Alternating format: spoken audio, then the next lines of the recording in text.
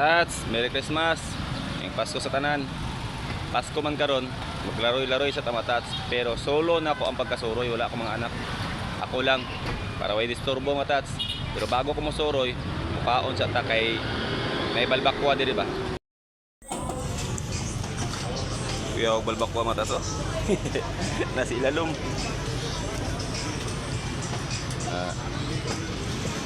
Nasa siminto mga tats oh. Nasa flooring. High-tech ba? Isa lang ka sir bako ha? Balot lang. Dili, makaon ko. Wala to nito pamahaw mga tats kay nabay tayo lakaw karon. Dipinsa sa dalan mga tats ba? Hindi ko kalira mga tats. Wow. Kakute sa kanon. At check mga tats.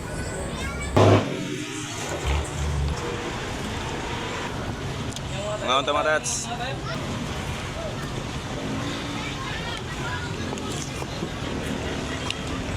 Magsulo ko lang mga tats kay para walay sig pangayo ba. Bagay ako mga anak mga tats, ako na itong ipang pamalitan tanan. Kung na masulo ko ron para makaunahon na tagtarong ba.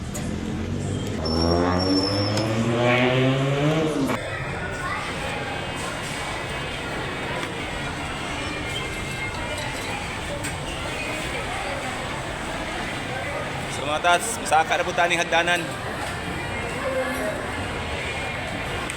Kaya kagahapon ng mga tats, balik ko dire. So karon, may nang solo na to ba? Huwag magsinamok.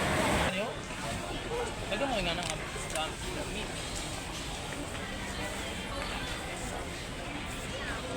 Dollar man mga tats. Kita tagbarto-barto.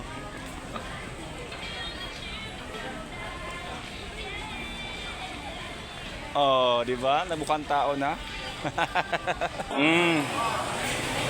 Duwa lang kabok mga tats kay wala tay kwarta. Budget. Duwa lang kabok pang Pasko o pang bagong tuig. Ato sa ibilin.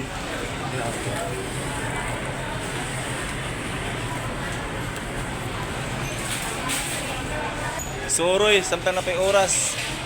Kay sunod adlaw kaayod na pod.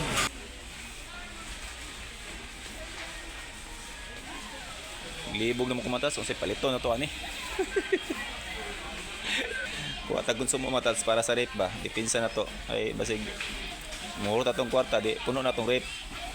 Ano kuha ta mapila lang kabuok. Lagay na og napalit kaniya, pa na ko gi ibayaran na pa dito. Ako pang ibutang.